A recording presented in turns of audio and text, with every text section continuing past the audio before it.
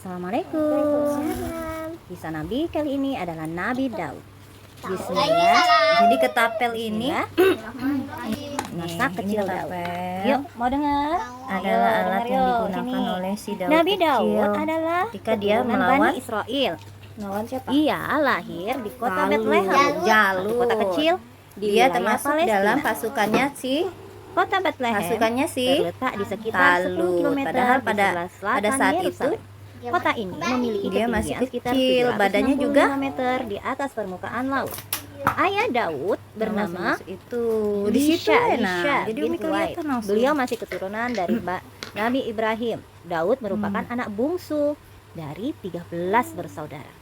Jadi anak terakhir ya. Nih, Daud memiliki tubuh yang pendek, Cuman matanya biru dan sangat tongkat, indah. ketapel sama Daud juga batu yang digunakan memiliki hati oleh yang Daud bersih. kecil. Semasa kecilnya, Daud sangat menyenangkan. Dia adalah seorang pengembala domba. Setiap hari, ia bermain di padang rumput yang hijau. Dia bermain sambil mengembalakan domba-domba milik ayahnya. Ia suka berlari ke sana kemari, bercengkrama dengan binatang peliharaannya. Cengkrama itu apa? Saling ngobrol, saling menyapa. Daud kecil Nggak kelihatan sangat ya, Mas? menyayangi binatang, tidak hanya domba, burung-burung Kan pun kasihan, ia sayangi. Daud juga sering merawat binatang yang sakit. Ia mengobati binatang yang terluka sampai sembuh kembali. Ia merawat binatang itu dengan penuh kasih sayang. Tak heran, hewan-hewan itu pun sangat menyayanginya. Nah, Allah pun menganugerahi si Daud, yaitu dapat memahami bahasa binatang. Kayak Nabi Sulaiman barang. Ia Nggak dapat kelihatan mengajak ya. binatang bicara. Ia mengetahui binatang yang Pantas sedang itu, Mas. sedih dan gembira. Kemampuan inilah yang Nah, membuat Daud kelihatannya. dapat bersahabat dengan para binatang, dan binatang pun patuh kepadanya. Daud kecil seorang anak Jadi yang ketapel pemberani. ini- Ia dididik sang ayah Nih, menjadi ini anak yang kuat. ketapel Begitupun dengan kakak-kakak adalah alat kandungnya. yang digunakan Mereka oleh si dilatih Daud agar siap kecil berperang. ketika dia melawan Raja Talut hendak berperang Melawan melawan siapa? Palestina, ayah Daud Talut. mengutus ketiga Jalut. anaknya untuk bergabung dengan dia termasuk pasukan dalam Raja Talut. pasukannya si Di antara ketiga anaknya, Pasukannya Daud yang si masih belia ikut Talut. serta. Padahal Namun, Daud pada tidak saat menunjukkan itu rasa takutnya. Bayi. Sang dia masih ayah kecil, menasihati badannya juga Daud yang sudah siap berperang. Daud, masuk itu. ingatlah pesanku di situ ini baik-baik. Jadi Umi kelihatan ujar langsung. sang ayah sambil menatap Daud yang bertubuh kecil. Hmm. Kau boleh ikut bergabung bersama pasukan, tapi tugasmu bukan untuk Nih. berada di barisan depan. Cuman Tambah sang ayah lalu tongkat, berbisik. ketapel sama Lalu, batu apa yang tugasmu, digunakan ayah? oleh Daud Tanya kecil. Daud penasaran. Daud, Dan sang ayah tersenyum. Kau berada di barisan belakang, mengurus perbekalan. Tugasmu membantu menyediakan makanan dan minuman bagi yang berperang. Kau masih muda, belum memiliki pengalaman berperang, jawab sang ayah. Baiklah ayah, aku mengerti. Ujar bisa kayak Daud Mas. sambil mengangguk pelan. Daud pun bersiap bergabung bersama pasukan.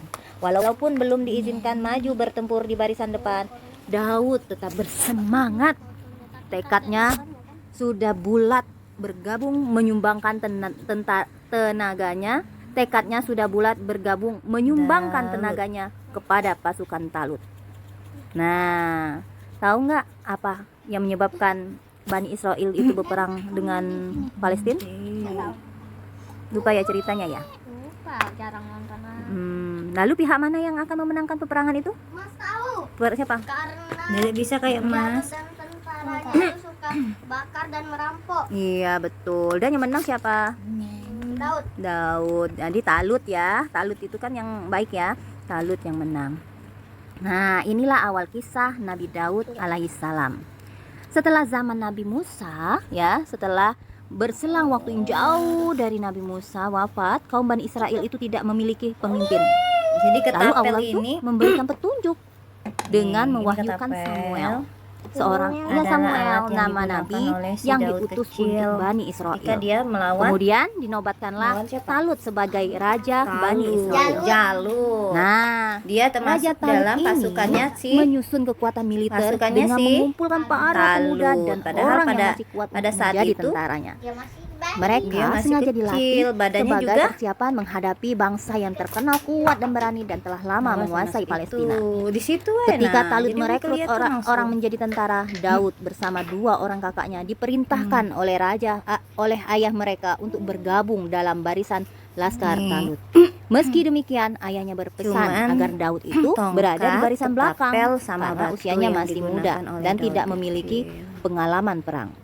Talut pun menguji Daud. kedisiplinan bala tentaranya. Apakah mereka mengikuti komandan dia sebagai raja? Tidak. Dalam ujian itu, sebagian besar ternyata pasukan tidak mengikuti perintahnya. Hanya sebagian kecil saja yang patuh, termasuk Daud. Melihat pelanggaran tentaranya, Talut bersikeras Jadi bisa untuk kayak membela Mas. tanah Palestina dan dengan maju menuju perang. Ia hanya bisa mengandalkan sebagian kecil rombongannya saja. Tibalah di medan perang yang berhadapan dengan pasukan musuh. Banyak dari rombongan Talut ketakutan karena melihat lawan mereka bertubuh kuat dan besar, lalu dilengkapi peralatan perang yang lengkap. Daud. Tentara musuh dipimpin oleh Jalut yang terkenal dengan berani, terlatih, dan tak pernah kalah dalam peperangan. Jadi pasti menang. Bahwa dikatakan rombongan Jalut yang dibawa itu, ya, bawa rombongan Jalut saat itu ada Jadi bisa kayak 8.000 orang. Nah, 8.000 ya, ingetin. Sementara Raja Talut hanya memiliki 300 orang saja. Jadi jauh nggak, Mas? Jauh, 3.000 dengan 300 ya, 8.000 dengan 300 ya. Lalu timbullah rasa takut dan kecil hati di pasukan Talut. Sebagian golongan kecil yang setia pada Talut tak gentar menghadapi Jalut dan tentaranya. Sebab mereka berbekal tawakal dan iman kepada Allah. Mereka bersedia mati untuk berjuang dan merampas kembali rumah serta tanah mereka. Kelompok yang setia menyemangati kawan-kawannya itu lalu berdoa kepada Allah. Sebagaimana yang tercantum dalam surat Al-Baqarah ayat 250. Ketika mereka maju melawan Jalut dan bala tentaranya, mereka berdoa, "Ya Tuhan kami, tuangkanlah kesabaran atas diri kami dan kokohkanlah pendirian kami dan tolonglah kami terhadap orang yang kafir." Pertempuran dimulai. Panglima Jalut dengan baju besinya keluar barisan menantang pasukan Talut dengan mengajak bertanding satu persatu. Namun tak seorang pun dari tentara Bani Israel yang keluar. Jalut mengejek, menghina rombongan Talut. Pasukan Bani Israel ketakutan, bimbang menghadapi Jalut. Mendengar kesombongan Jalut, Nabi Daud lupa akan pesannya agar tidak ikut berperang dalam barisan depan. Beliau menawarkan diri dan minta izin kepada Raja Talut untuk melawan Jalut. Talut merasa berat dan ragu-ragu. Belum lagi, Nabi Daud hanyalah seorang pengembala kambing yang bertubuh kecil, bukan seorang prajurit.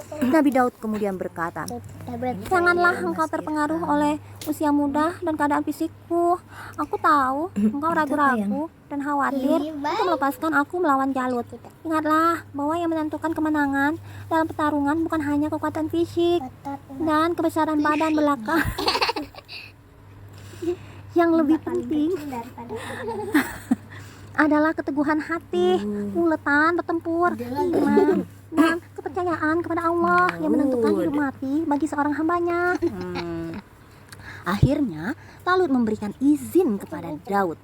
Dia pun memberikan pedang, topi baja, baju besi kepadanya. Namun beliau enggan untuk memakainya karena alasan berat dan belum terbiasa menggunakannya.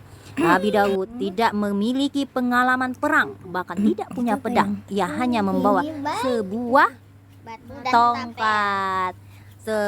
tongkat, beberapa batu kerikil, dan sebuah ketapel untuk melempar batu-batu itu. Melihat itu, Raja Talut berkata kepada beliau, "Bagaimana engkau dapat bertarung dengan hanya bersenjatakan tongkat, ketapel, dan batu-batu melawan Jalut yang bersenjatakan perang, panah, pedang, panah, pakaian perang yang lengkap?"